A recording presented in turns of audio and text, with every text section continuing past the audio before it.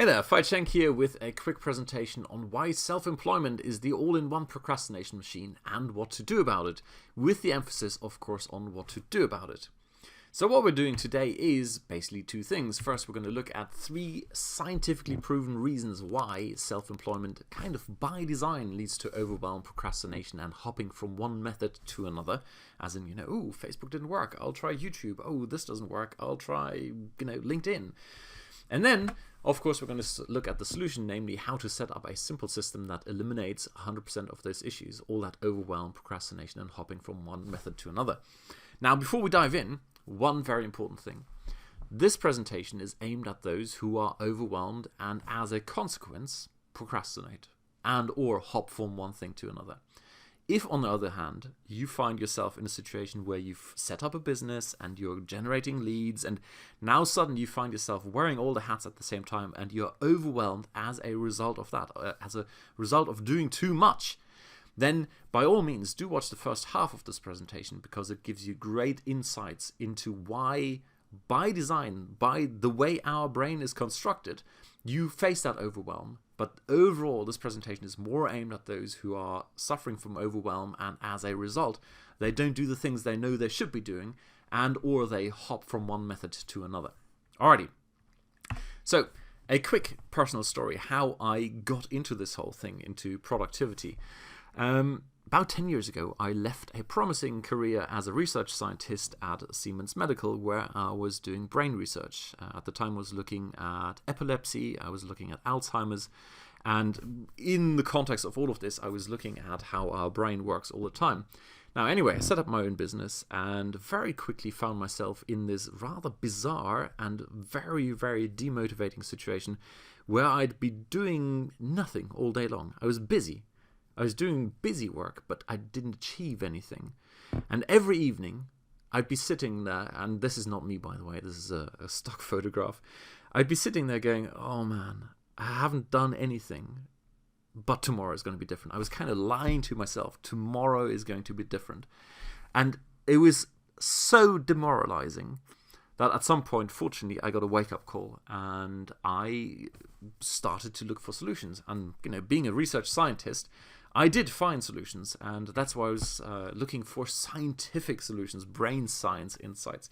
So the first one I found, and by the way, this is me, was this book here by James Prochaska et al. It's called Changing for Good, and basically what they did, and here's James Prochaska, what they did is they looked at all the literature on productivity, or basically changing habits, bad habits. So they looked at smoking and drinking, gambling, wife beating, etc., etc. Basically anything where you have a bad habit and you now want to really, really change it. And rather than look at individual bits they didn't come up with a theory and then try to prove it. Instead, they looked at all the evidence out there and just looked for underlying statistical patterns. And what they did find was an underlying pattern that basically rules every single situation where someone is stuck and they want to change their behavior. Now, it was almost like a joint venture. We did some work together. I did an interview with James Prochaska, absolutely fabulous work. And the bit that came out of it was basically this here.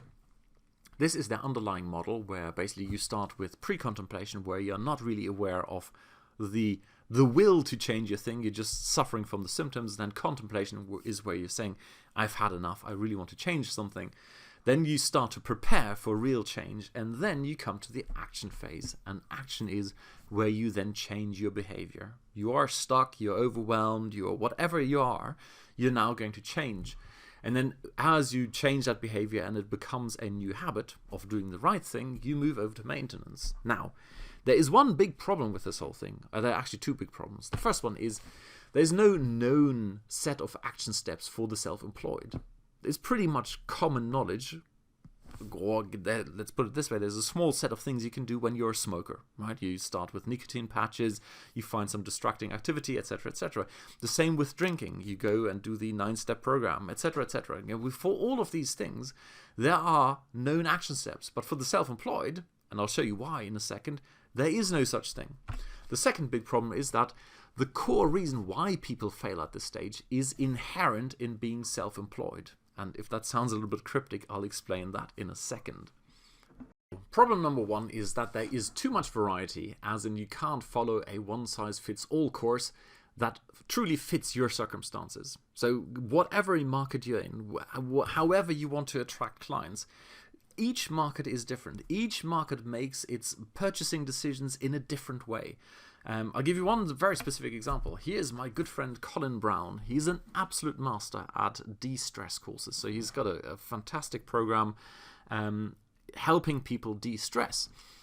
Now, when you look at the market of potential prospects or prospective clients who need help with their stress, there is such a variety. So someone who basically finds that their marriage is under strain because of underlying stress at work, their way of looking at the problem is very, very different from someone who's, for example, drinking too much or overusing under-the-counter drugs or whatever it is. So every person experiences their problem in a different way, and as a result, there is just too much variety just in terms of how the market responds. But then, of course, variety extends into all other kinds of things. Like, for example, you could generate leads on Facebook. You could also go on Google AdWords. You could go on Bing. You could do YouTube videos. You could do social media marketing, etc., etc. So there are just too many variety or too many different ways of doing something. So this goes back to the example, if you want to take that action step and change your behavior from, or your situation from being overwhelmed to being very, very focused, that's relatively straightforward when it comes to smoking cessation or when it's quitting drinking, because there is a prescribed sequence of things. But in reality, when it comes to being self-employed, there is no such thing. It's complete chaos. The second thing is, and this is kind of an extension of the previous problem, is in marketing and sales is pretty much new to your brain. In almost all cases, anyone who comes from a corporate environment, like I did back then, 10 years ago, or, Colin as well came from a corporate environment. Most people don't have a background in marketing and sales. They have a passion about the thing they want to bring to the world. My thing was basically the experience I had at Siemens doing product development. I want to bring that in the real world, or product development and marketing. I was kind of involved in the whole startup scene back then in the 2000s. So that's what I was passionate about, but I had no idea how to market these things and sell these things. So as a result, and this is a core problem for pretty much anyone, your brain now has no way of deciding what is relevant and what is not relevant. So if you look at these pillars here, it's kind of a pier in fog. Each of these pillars could be a good landing place. Each of these pillars says, I can help you attract great clients. And your brain has absolutely no idea or no way of deciding which of these truly is the best one for you. And because it can't tell which one it is that it should be focusing on, it tries to focus on all of them. And that that leads to overwhelm. Everything is equally important. Your brain just goes, well, I can't make up my mind because I don't know. And that is problem number 2. So we can't take that action step from overwhelmed to really, really focused, because your brain is just going, man, I don't know where to focus. And an extension of all of this here is an extra layer, and I'll show you that this goes back to the science in a second, is problem number 3 is that you hate being salesy. There's all that yucky marketing out there. It's all the persuasion stuff, hitting people with bonuses and scarcity. And one of my pet complaints is there's so many client attraction courses out there where people go, well, I'll show you how to attract clients. And then they sell you this course with the typical bonuses and scarcity and the deadline and more bonuses and price drops and all that yucky marketing stuff. Now, it turns out most people who set up their own business, they're entrepreneurial, they want to go and change the world and help the world, they hate all of this stuff. And now I'm going to show you in Brain Science Insight number 2 why that is a major, major problem that stops you from going, from being overwhelmed to actually being really, really focused and focusing on one thing. So here is the second science piece. The first one was the Prochaska major, big study. I mean, do get the book. It's a great book. The second bit here is a study from Canada. It's just been quoted and summarized quite nicely on the BBC. So I'm showing you this here because what they're saying is procrastination is not a problem of time management. It's a failure to control your emotions. And this is a key insight. When I was 10 years ago, sitting there at my desk and going, oh man, I haven't done anything today, but tomorrow's going to be different. I did look at all the good stuff, the goal-setting books, and I bought the Franklin Covey time planners. I had the small, I had the pocket, I had the giant, and guess what? I was really fired up in the beginning, filling these things in, and before you know it, basically, was back to doing the old stuff. It's not a problem of time management. So this is the first bit where you can rejoice. There's absolutely no need to buy yet another time planner. There's no need to buy the latest, reminder tool that rings every 45 minutes. There's no need to do, the fancy getting things done to-do list, etc., etc. None of that matters. It's all about a failure to control our emotions. And when you look at the things I've just shown you, a lack of clarity because there is so much variety and so many possibilities in your market. When you add to that the confusion and overwhelm because your brain cannot decide what is important, where it should be focusing, and you add as an extra emotion that internal disconnect of trying to sell into a world that is full of yucky marketing, well, I'm hoping you start to see how your brain is going to go, man, this is emotions out of control. This is a massive emotional roller coaster. And as you can see from the research, that is almost guaranteed to lead to procrastination. Now, sadly, things get even worse, as the research shows, and that is this bit down here. What could you do about it? As they say, procrastination is more common among people who are impulsive, prone to perfectionism, burdened by other people's expectations of them, and scared of failure. Now, you might think, oh no, I'm not good enough, I don't have what it takes, etc., etc. No, on the contrary, when you look at this is pretty much the definition of being an entrepreneur. Impulsive, perfectionist, burdened by other people's expectations and failure. So all in all, this is more common amongst people who are entrepreneurial or self-employed. And that's why the title of this presentation is Self-Employment, pretty much by design, is the all-in-one productivity killer or procrastination machine. Because as entrepreneurs, we are impulsive. We are typically very, very creative. And we also have to make a lot of decisions, like one by one. We can't spend a ton of time on really deliberating every single thing. So as a result, sometimes you have to be impulsive. The same goes for basically perfectionism. Perfectionism is inbuilt into us. We really want to please our target audience, and this warrants an extra little circle down here. I mean, this is huge. Perfectionism, of course, also comes from the underlying question we all have all the time: is my stuff good enough? Because ultimately, when we're creating new things, we're being entrepreneurial, we're bringing new things into the world, and the question is it good enough? And that's a very, very natural question to ask.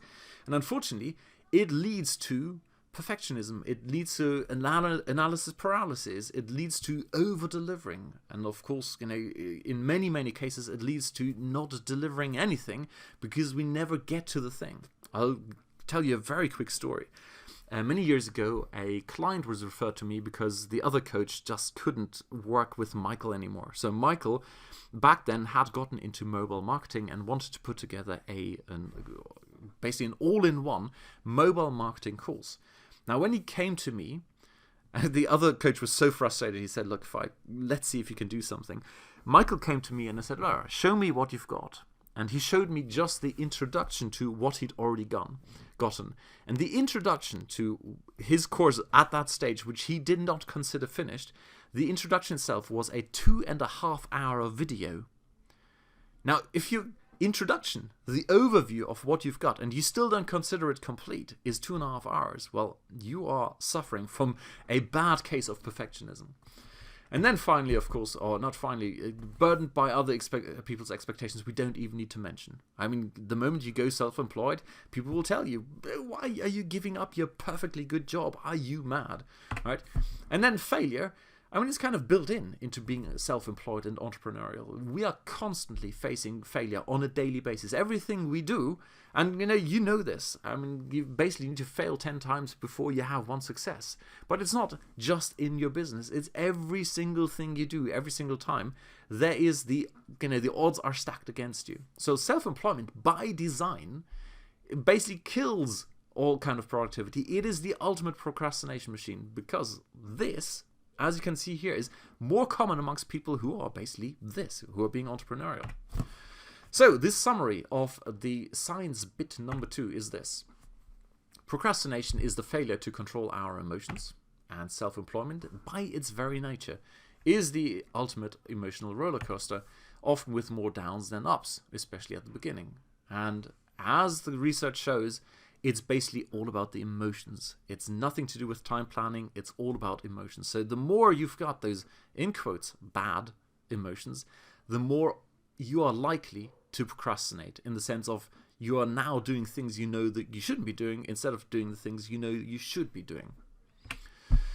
So the question is, how do you fix it? I know this is a very man thing, let's go and fix this, but this is what we're aiming for. We're trying to remedy that situation. We want to get to the point, looking at that earlier Prochaska cycle, where we're now in an action stage where we can go, we're now stepping away from being overwhelmed, we're stepping away from procrastinating, we're stepping away from jumping from one thing to another, we're stepping over to something better, namely being focused on the one thing we know we should be doing.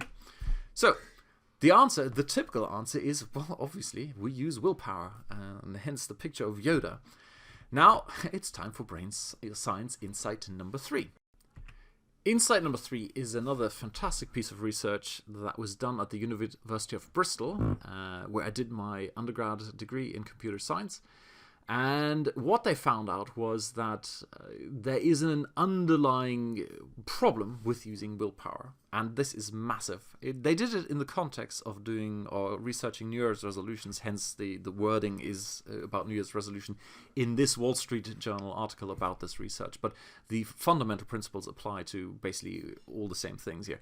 So, as I've highlighted here, the only way to fix willpower flaws is to know about them. And that's basically what this first part of the presentation is about, which is why in the beginning I said, even if you are at a scaling stage in your business and you're simply overwhelmed, this is very, very important stuff to know. So basically what they found is it's all got to do with the prefrontal cortex, which is a part of your brain. And what they found is it probably hasn't expanded enough, as it says down here. And what I mean by that is that the prefrontal cortex not only has to do with willpower, but also, as it says at the bottom, it's the part of the brain that keeps us focused, it handles short-term memory, and solves abstract problems, all at the same time. Now, on top of that, or when you take all of these things, you're trying to use willpower, you're trying to keep focused, you want to handle short-term memory and solve abstract problems, what happens, or the big problem that happens, is that a tired brain, preoccupied with its problems, is going to struggle to resist what it wants, even when what it wants isn't what we need. And this is the cool thing. This here is the highlight of brain research, or insight number 3. Your brain will tire, and if you do too many things that tax that part of the brain, namely solve problems and focus and use willpower, etc., etc., your brain will automatically, whether you like it or not, start doing things you don't want it to do. Namely, it'll go and procrastinate. It'll jump from thing to thing instead of being focused. Now, this is good news number 2, right? This has nothing to do, and this is now we're looking at the second paragraph here, where it says, most of us assume that self-control is largely a character issue, and we would follow through on our New Year's resolutions if only we had a bit more discipline. This research suggests that willpower in itself is inherently limited, and that our January promises fail in large part because the brain wasn't built for success. This bit, I'm going to take a little detour, okay, because it is so, so important. I can tell you, and now you've seen the scientific reason why, you already have what it takes and you want it badly enough. And the reason I'm highlighting that is because I am so pissed off that you go to these self-help seminars and you hear all the gurus and they all tell you, well, if you haven't succeeded yet, it's because you don't want it badly enough. I've been to seminars with like big names, Dan Kennedy, and he goes, well, clearly people don't want it badly enough. And what we see here right now is no, that's not true. That's completely bullshit. As it says up here, most of us assume that self-control is largely a character issue. No, it's not. It's and that's what we have in the paragraph above, it's a tired brain. So this, you don't want it badly enough, ignore that for the rest of your life. And that's why I'm putting it here again for you to print out. You have what it takes and you want it badly enough. The only thing, you probably haven't done it, and I understand why, because you haven't seen this presentation yet. The science points to one thing. It has nothing to do with wanting it badly enough or having what it takes, etc., etc. The only thing you need to take responsibility for is making sure your brain is rested. It has enough capacity to focus on the things you should be doing, right? Because the tired brain is the brain that does things it shouldn't be doing. So when we look at that last sentence here, it's basically like a muscle. After a tough workout, it requires a rest to recuperate.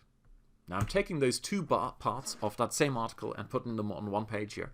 Because, once again, when we look at these little things here, we have a brain that needs to focus. We have a brain that needs to handle short-term memory. We have a brain that needs to solve abstract problems.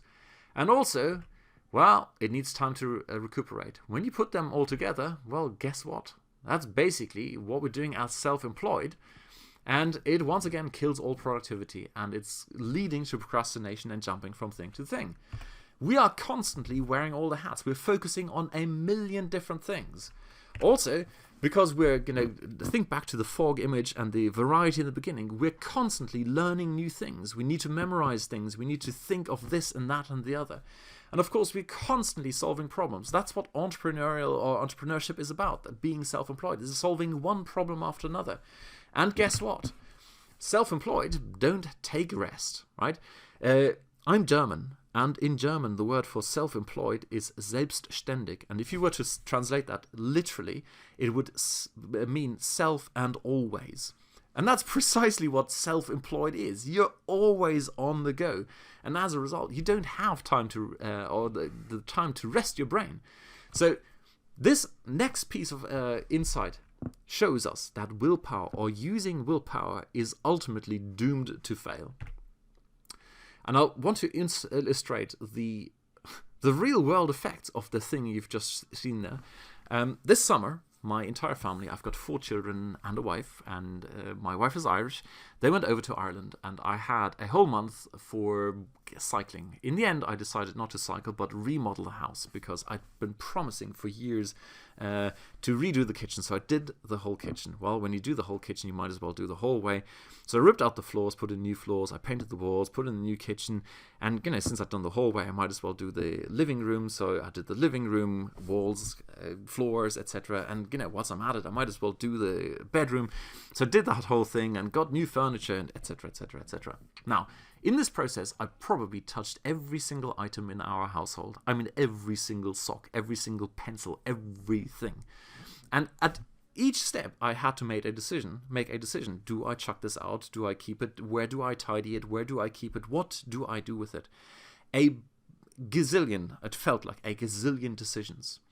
In the end, my brain was so overwhelmed, it was so overworked, I could no longer make rational decisions. And the most unrational of all the decisions I made was to throw away my wife's boots. Now, these are not my wife's boots, but they illustrate, it were basically her favorite boots. And I chucked them out. To this day, I don't understand what the heck was going on in my brain. Well, I do understand what was going on. My brain was basically so overwhelmed, so overworked, it couldn't make a rational decision. Now, this may seem extreme, but this is basically what we face on a daily basis. This is what we do as entrepreneurs. We are taxing our brains so badly that at the end of the day, we can't make rational decisions. We can't use willpower to focus on something. So, summary number 2 of this last part of Science Insights is using willpower to deal with procrastination is doomed to failure. It's impossible, because your brain is already exhausted from making all those decisions and all that focusing and all that learning and all that abstract thinking. And a tired brain does what it wants, not what it needs. So no matter how much you wanted to do something, brain does what it wants to do, not what you want to do. So the whole thing is not about character. It's not about not having what it takes. It's all about basically not giving your brain enough time to rest and creating an environment where it has time to rest and where it has time to remove all those distractions so you can focus on basically doing what truly matters. So if anything, if you take away one thing from this whole presentation, it's this here. You need to set up an environment for your brain so it has the time to recuperate and it can focus on the things that matter. And that's exactly what we're going to do in the next part. I'm going to show you how to do that. So what we have is, to the rescue, a system that eliminates emotional drain, in the sense of no more fear of loss, no fear of rejection, no fear of failure, no salesiness, no feeling of overwhelm, of course, no panic. And then on the other hand, because this emotional drain is basically what research piece number 2 showed us, and research piece number 3 showed us, well, we can't overload our prefrontal cortex. That's basically the big bottleneck. And we need to get to a stage where we have that readiness to take action and then stick with it. Change our behavior from being overwhelmed, from being procrastinating, from jumping from one thing to another, but going over to taking action on the right things and focusing and sticking with it. So that happens when that happens, you then start making it a habit. It becomes ingrained and automated, and then it no longer needs cortex or prefrontal cortex energy. So in order for this to work, we can't have constant decision-making processes. So we need something where we don't have to constantly make decisions.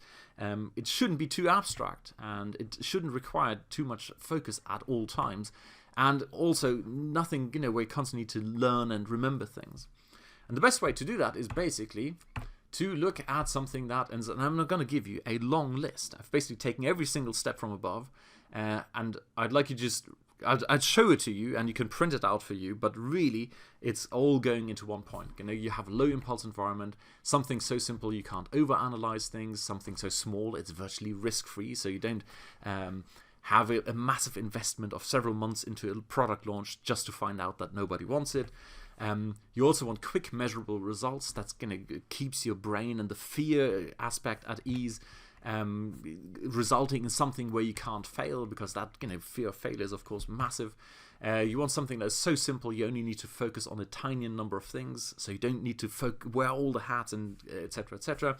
Something where it's obvious to you what is important, as in you don't stand in front of this giant fog and go, oh man, is it that, and it all promises to be important. And it's something that is basically quickly becomes routine and is hence concrete. It goes back to science insight number 1. In order to truly change, you need to take action and work that new habit until it becomes a habit, and only then does it reduce the load on the prefrontal cortex. So that's something where you need to make something a routine, make it a habit, and of course it's something where you can take a break. But this is a long laundry list. It really boils down to this. You want to set up your business, whatever it is you're doing, your lead generation, in such a way that it eliminates pretty much all unknowns. So when I'm talking about unknowns, I'm talking about the lack of clarity. There's too much variety. You want to remove pretty much all unknowns from this. And also, you want to remove the confusion and overwhelm. If you are unfocused because you don't know what to focus on, that needs to be gone as well. And then you get to the stage where you take the same action every single day. And I'll show you specific examples of how to do this in a second, right? Because this taking the same action every single day is actually the process that makes any activity into a habit. And only then can you remove that prefrontal cortex overload. This is a major, major insight. Whatever it is you're doing in building a business, whenever you jump from method to method, you're doing the opposite of what the brain research shows you should be doing, what you need to be doing to ever get anywhere. So the moment you jump from one method to another, you're interrupting the process of making something a habit, and as a result, you're increasing the load on your prefrontal cortex. It's the worst possible thing you could be doing. So, the question is, what do you focus on? And of course, you can focus on many, many things, but I can tell you from doing this for many years now and having coached many people, the biggest leverage point in pretty much anyone's business, at least when you're self-employed, you're a solopreneur or have a small company, a small entrepreneurial enterprise, is you focus on building an engaged prospective client base. It's basically quality lead generation, because quality lead generation, it's not even the 80-20 principle, it's the 95-5 principle in action. when you attract the right kind of clients, you don't have to worry about all that yucky marketing and sales stuff. You don't need to hit people over the head with, scarcity, etc., because they're already engaged with you. I've got a fine example for you here. This is a colleague of mine who unfortunately still does old style yucky marketing, right? So he had a webinar, and as you can see from the times there, within the space of about, I think it was 12 hours or so, he sent out 1, 2, 3, 4, 5, 6, 7, 8 emails. 8 emails to remind me to attend his event. And if you look at the times towards the end, it was like, within 30 minutes, then 15 minutes, then it was like another 45 minutes. It's ridiculous. It was one email after another. And why is he using that? Because people are not truly engaged with this process. That's why it's so important to focus on that one thing, to engage people, build a client base of people who truly engage with you, because all the stress of this kind of stuff, having to set up all these emails, etc., that's all part of the fun, or it's a symptom of the underlying problem that you start with people who are not truly engaged with what you've got here. So in order to do this, and now let's step out again, one step. What I've told you so far is what are the reasons why people are overwhelmed, why they're stressed, why they're procrastinating, why they're jumping from one thing to another, and what the solution is. The solution is you basically need to eliminate all distractions and focus on one thing.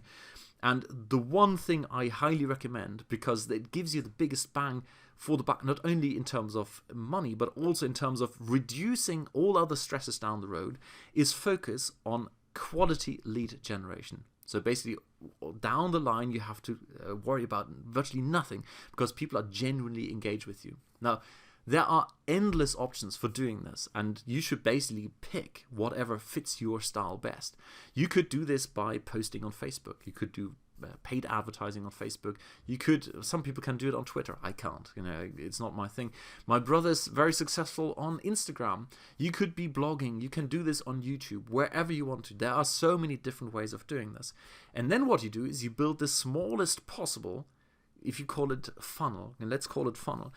Let's go back to Colin. All right, Colin in the beginning, before he asked me, what to do, he basically said, I'm going to go and blog. So his thing was blogging. And then he started setting up the blog and he went, I need to have an about page. What to do on the about page. And then he procrastinated on he did procrastinate in the sense of he then researched what other people put on their about page. And before you know it, a month goes down the drain.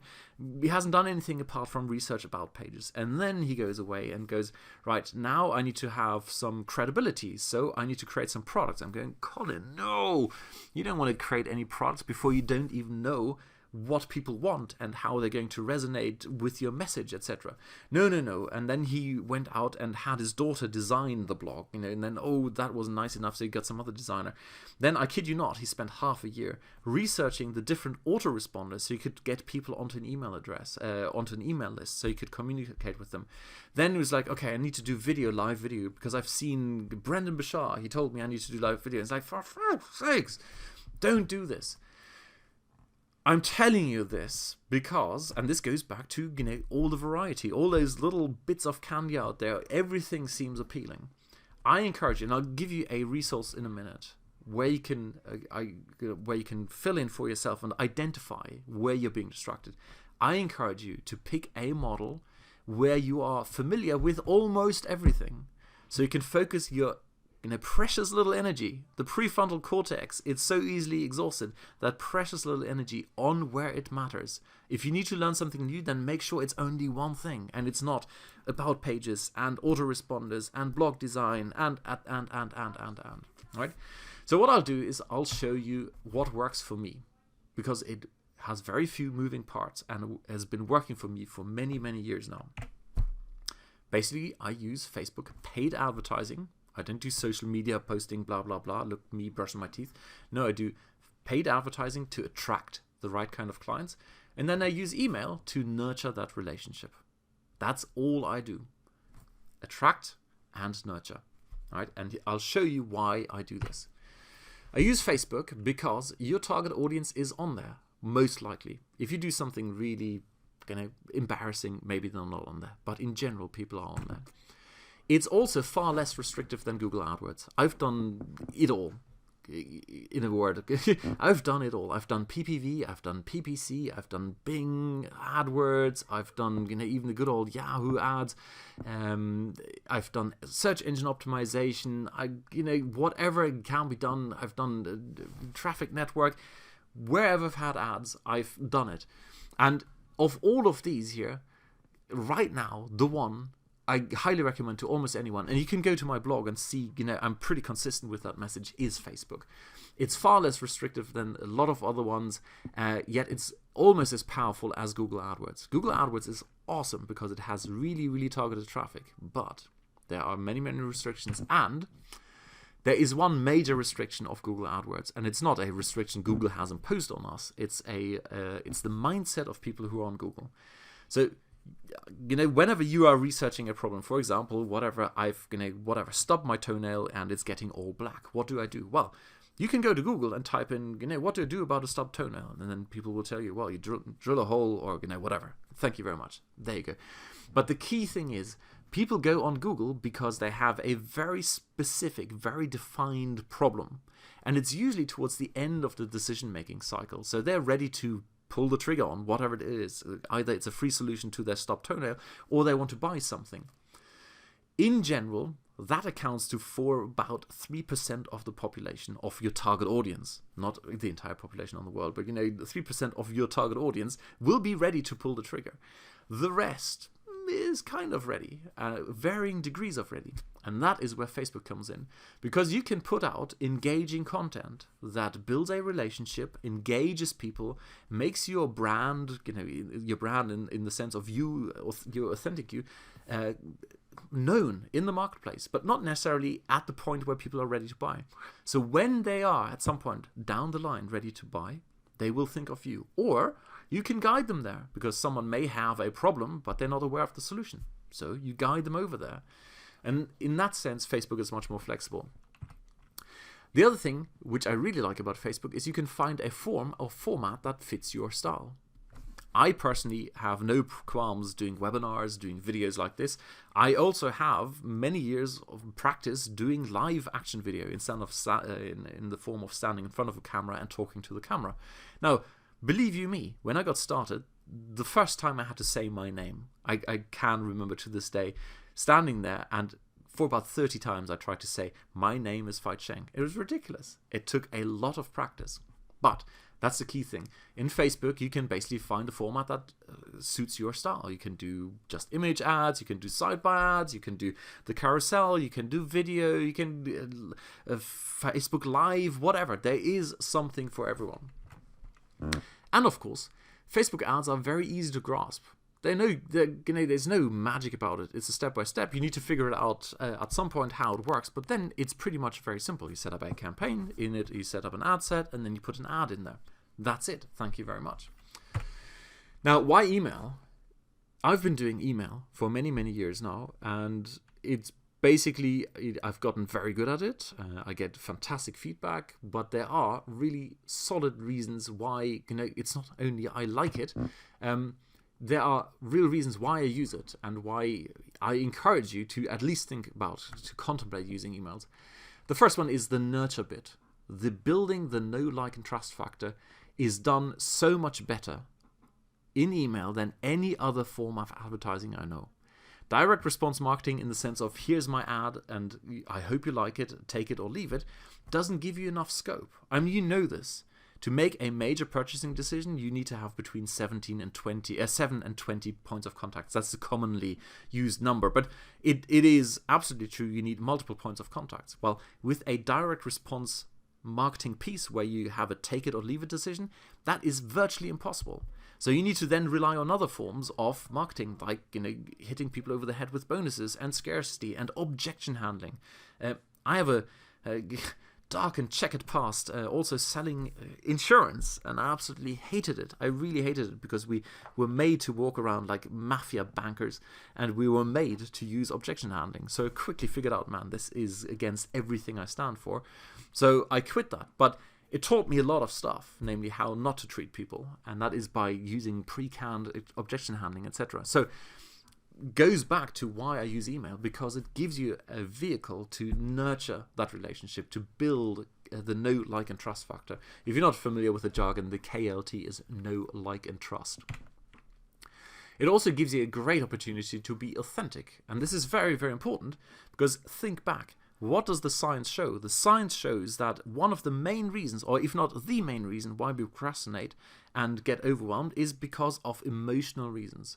So when you're not authentic, when you think you have to bend over backwards to please everyone, or you have to pretend to be something you're not, which happens a lot in advertising, well, it kind of creates an emotional turmoil, an emotional disconnect inside you. In email, you can be, and you should be, absolutely authentic. People bond with people, and I'll show you one of the biggest reasons why this is absolutely essential these days in a second. So the next point is why email, because it's proper marketing in the sense of you control the sequence, and it is marketing in the sense of trying to figure out what problems people are facing and how you can help them. Help them in their world, help them from their perspective, not you imposing something on them, but truly walking in your prospect's shoes. This is done so much better in a carefully controlled sequence of contact points.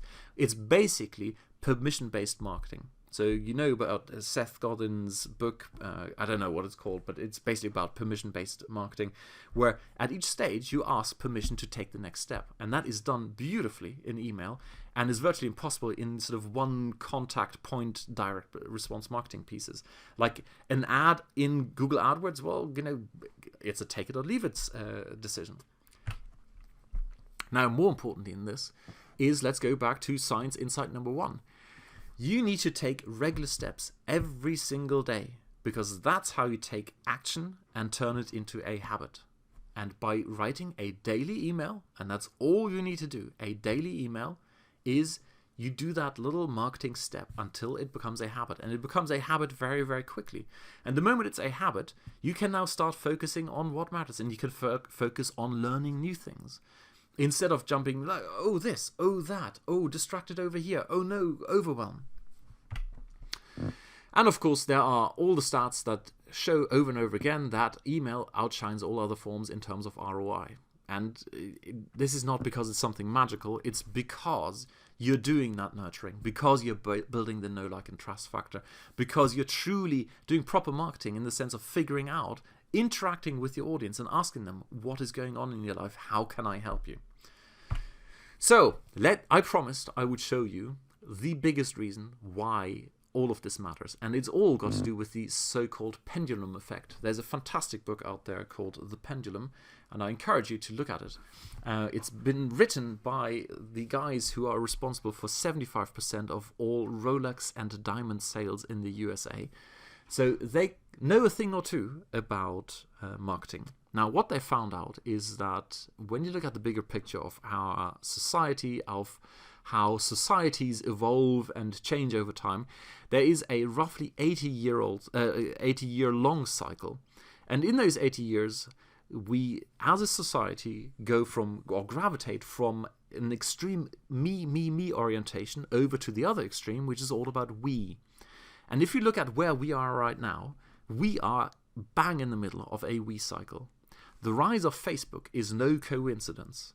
It is there because the technology is right there, but the fact that this is so popular right now is because we are right in the middle of something that is about community, it's about belonging together.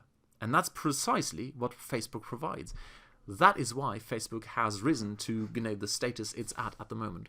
Now, the interesting thing is, when you look now 40 years back, which was bang in the middle of a me cycle, that is where direct response marketing had its heyday. That's where all the methods, all that scarcity, the countdown timers, the bonuses, the price drops, the value. Oh, this little module is worth $2,000, and this module is worth $2,000. So when you add it all up, it's worth £50 million.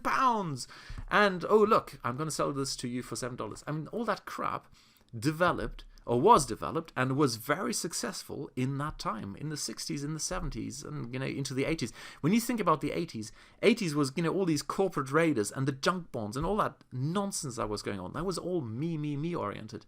Whereas now we're at the polar opposite. So we're away from persuasion to something that's all about community. Now, when you think back now, why do I choose Facebook? Why do I choose email? Because Facebook is all about knowing each other, helping each other, being supportive of each other. And of course, email is about building the know, like, and trust factor, not as a persuasive tool, but genuinely finding out what makes people tick and how you can help them. So it's no longer about those persuasion tools of the 60s and 70s, of that direct response marketing stuff. It's about genuine connection. And that's why I choose Facebook and email. But it gets better. That's almost a marketing thing. But wait, there's more. There is more.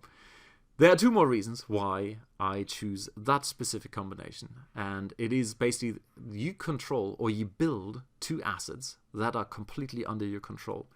The first one is an email list. And that should be pretty obvious. When you have an email list, well, you can communicate with that email list. And I hate the term, like, you have a list of subscribers and then you can, pitch them every single day. That's not what it is. It's basically, and that is our second asset, is about a tribe. It's a list of people who trust you. So the second asset is basically the trust or the brand you build up. And to illustrate what I mean, I have had many subscribers, and I know this from the statistics. When I look at my emails, I've had subscribers who've been with me for many, many years. And the key thing is they no longer look at the subject line. They look at whom this message is from. And when they see it's from me, they open it. It doesn't matter what I write in the subject line. Right. So that is the power of an email list, where you build up that obvious asset, which is the ownership of that list. But more importantly, it's the trust of the people on that list. And those things no one can take away. I've had the polar opposite. When I got started, I did things like search engine optimization. And guess what? Google didn't like what I was doing, and they took it away from me. They didn't take away my site. They took away the rankings. I was not in control. The same goes for building large groups on YouTube, on Facebook, on LinkedIn. If they don't like what you're doing, they take it away. And it has happened to me. I had a channel on YouTube, and go check out my channels on YouTube. They're full of helpful videos. And someone clicked the spam button, or two people clicked the spam button. And as a result, my channel was closed down. There was nothing I could do about it. It takes two people to click spam on your YouTube channel, and then YouTube just goes, goodbye, it's spam, it's gone, and there's nothing you can do about it. And that's why I like email, and I use the Facebook environment to attract the right kind of people, and then build and nurture that relationship on email. So I'll illustrate all of this with this cheekily named slide, Size Does Not Matter. And to illustrate or show you what I mean by this, here's a Facebook post I saw earlier. It's by Travis, and he wrote this little introduction to a song, and if it's a little bit too small, I just read it out. Why Johnny can't scale his online business. He was looking for scale in all the wrong places, looking for scale in too many faces, searching for visitors' logs and looking for traces of the customers and conversions he was dreaming of. Hoping to turn a stranger into a loyal customer, he turned to a stranger just like a friend. He was looking for scale in all the wrong places. Now this is the key thing. He turned to a stranger just like a friend. And that is exactly what I've been talking about all this time. These days, the pendulum shows us and tells us you can no longer treat strangers like strangers and then hope that by some magic they will come and do business with you. No, it is all about really making that connection and getting engagement, and then turning strangers into friends. And then those friends will help you grow your business because you are providing value. So as he says here, the moral: the biggest secret to building a big audience and scaling your business is learning to monetize the small audience you already have, which is why I keep saying, let's build an engaged audience on Facebook, attract the right kind of prospective clients into our world, and then engage and build a know, like, and trust factor with a small audience. You know exactly whom to concentrate on. This is the big myth that's being perpetuated on the internet or by gurus. You have to build this massive list. No, on the contrary, I would argue it's exactly the opposite. By focusing on people you can truly help, you can now focus all your energy on truly helping them, instead of kind of stabbing in the dark and hoping to please some people and not being quite sure where you can help. Because when you're not sure where you can help, you kind of, you have to throw out value. I put this in quotes, just valuable content, because you don't know who exactly needs what. And that is why Travis's post here is so on point. It is all about having a small audience where you already know what it is they want, and that is exactly what I'm suggesting you do. So if Johnny can't turn the friends, the warm audience he has now into customers, even if it's just a handful, adding strangers isn't likely going to scale his business any faster. In fact, he'll likely put himself out of business sooner. I agree with that 100%. If Johnny has an email list of even 5,000 people and he hasn't figured out how to generate customers and revenue of at least $250,000 a year, that is his scaling problem. And I'll leave it at that. I agree with that number, and that's a very conservative number. If you take that down to 1,000 people, that would be $50,000 a year. That's less than $1 of value per week. If you can't figure out a way of providing $1's worth of value to your subscribers per week, then you truly have something more fundamental than a scaling problem. Then you have a fundamental problem of not knowing how to talk to your audience. And that is exactly what we're doing in attracting the right ones, so we can go and figure out what it is they truly want, and then engage them, build that nurturing and caring relationship, and provide value and get paid for it. Alrighty, with that said, let's go over to the worksheet I've been promising you.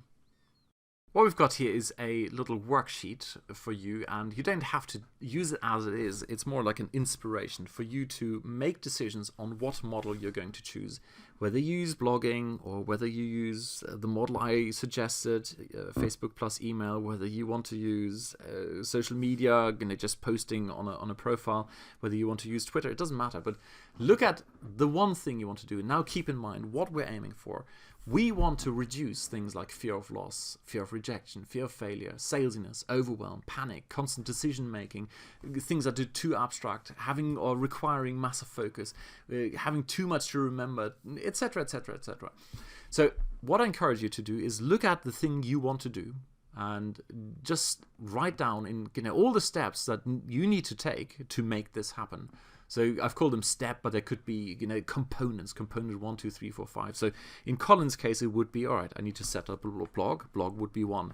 Then about page, or blog design would be one. Then about page, then autoresponder, then sending out daily emails, a landing page, etc., etc. Put these different steps in there, and then ask yourself, do any of the following triggers apply to this one thing? Do I fear a loss when I, for example, do paid advertising on Facebook? What is the downside? What's the upside? Is there a real risk of loss? If so, put a cross in there, because subconsciously you are going to stop yourself from doing that because you don't want to lose things, right? Then is there fear of rejection? Well, if I post publicly on Facebook and people don't like my posts, well, that's rejection. Yes, of course, that's rejection. Fear of failure. What's the risk of failure? And I can already tell you, the bigger the obstacle and the more unknowns in there, the bigger the risk is of failure. And of course, the bigger the risk, also the bigger the fear of failure. Then how salesy is this whole thing? How much overwhelm do you anticipate when you implement one thing? So, you have some experience doing this, and now based on your experience, if you have to do something you haven't done before, like do a webinar, would you be overwhelmed? Yes, no, up to you. So take this list, and I'll put it into a PDF somewhere down below so you can download this. But it's just an inspiration. Right? It's just have as many steps as you like. I just randomly put in 5. Print this out. Print out as many sheets as you need, and then put in the ticks. And then you can decide for yourself. You do this for 1 or 2 different methods, and just go right. This is the method for me because it has the fewest check marks in there. This is where I feel most comfortable, or it's in an area where I think I can handle it. If, for example, you're very good at handling abstract things, well, if you have a couple of abstracts in there, it doesn't really matter. Alrighty, so that's my little gift to you. Go fill this out, and I'm sure it's going to be tremendously helpful, because for the first time, and this goes back to the research I've shown you, and this was research insight number 3, you can only tackle all of this once you gain clarity on why you are stuck. And this worksheet is going to give you clarity. you suddenly know where the emotional turmoil is coming from, where the overload of your prefrontal cortex is coming from. So you can address that in a very specific way instead of being, man, I'm overwhelmed, there is fog, I don't know where to get started. Alrighty. Would you like some help? And this is the plug at the end. I hope this has been tremendously helpful, and I encourage you to go and do this, especially if and when you're stuck. And do reach out to me. I'd like to hear how you're getting on. But what I've got for you is an offer for some help. If you would like some help with implementing the model I've been doing very successfully for many, many years, namely Facebook lead generation, attracting the right kinds of clients, and then getting them into a list where you nurture that relationship, I can offer you some help.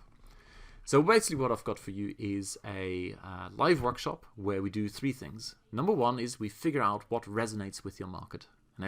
Some people call this market research. It's not really market research, and I'm not going to go into it, but I'm opposed to that complete nonsense approach where people go, well, all you need to do is you write down your prospects' fears and desires and thing that keeps them up at night.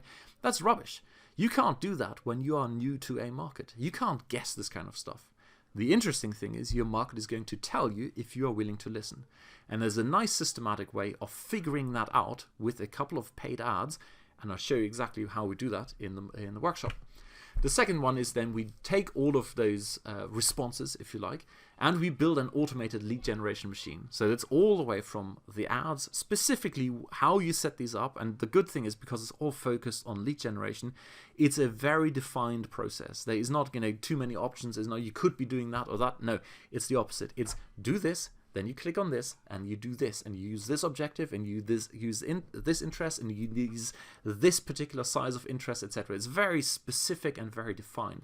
So what we do is we not only cover the ad side of things, how to get people to click on ads, but also what to do on the landing page once they get there, because of course at some point we want to get them to sign up to our list. And then once they're on the list, well, we'll start building the foundation of the email sequences that resonate with your ideal clients. Now, the start bit is in asterisks because this is a workshop of duration. I envisage this being about 2.5 to 3 hours until we've covered it all and answered all the questions. So we can't really write the perfect email sequence. The second thing is, it would be disrespectful to suggest that you will have the perfect sequence that is authentically you and resonates perfectly with your target audience in that session.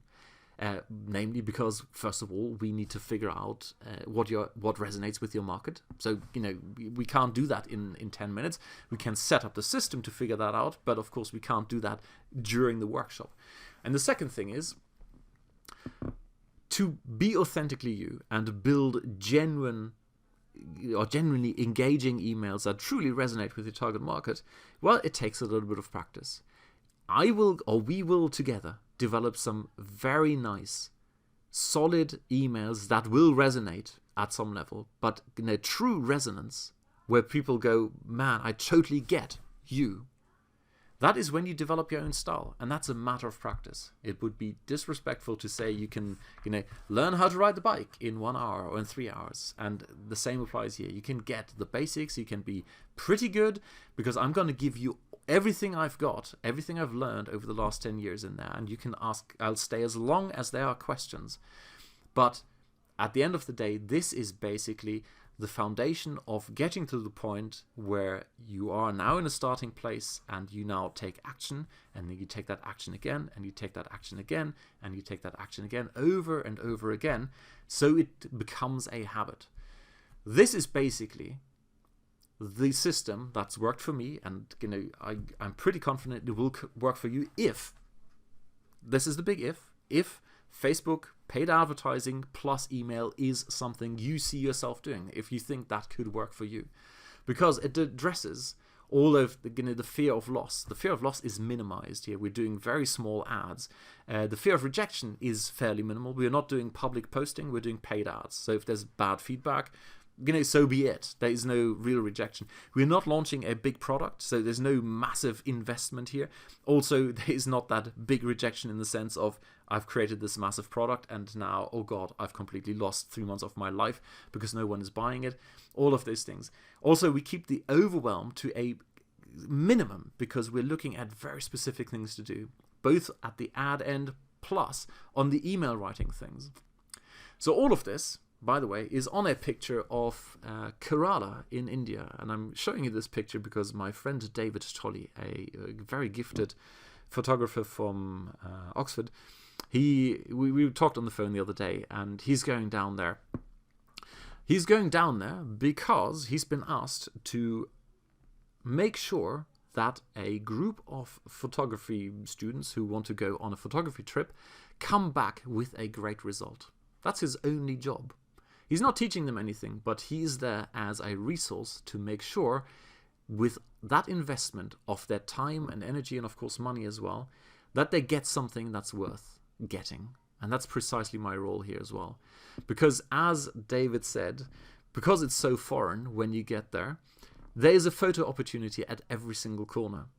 And before you know it, you've taken 1 million pictures and none of them are very, very good. And that's precisely what I want to help you with in this workshop, right? Make sure you don't go shooting in all that kinds of directions, but help you focus on what truly matters. So we have a live workshop on the 21st of January where we cover all of these things, and not only cover them, but actually go and implement. So you have something, you have a nice little basis where you know exactly where to focus all your energy, and you can make a plan where you're going to invest your energy, where you're going to invest your focus, and then go and implement. Now, this whole workshop takes place on the 21st at 10 a.m. Eastern. It goes on for about 2.5 to 3 hours for the core content.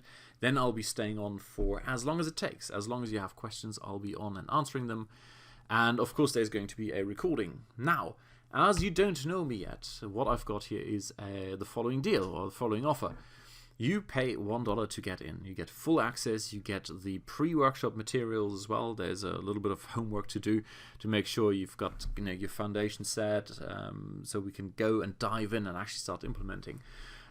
You get access to all of that, and then 3 days after the workshop, only if you get profound value from the workshop, you will be charged another $97. If at any point during the workshop or the 3 days after the workshop you decide, well, no, that wasn't actually for me, you just let me know and you will never be charged another cent. So it'll be a $1 payment, and if you really, really didn't get any value out of it, you let me know and I'll get you your $1 back. Anyway, all the details are down below. There's even another bonus deal, but that expires in a few days. So I'll have that down there in writing.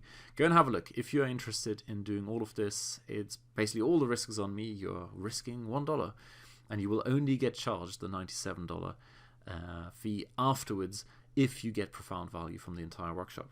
Alrighty, so go have a look down there for all the details, and I hope to see you on the workshop. And if you have any questions, there are contact details down below. Let me know what's on your mind. Cheers. Bye.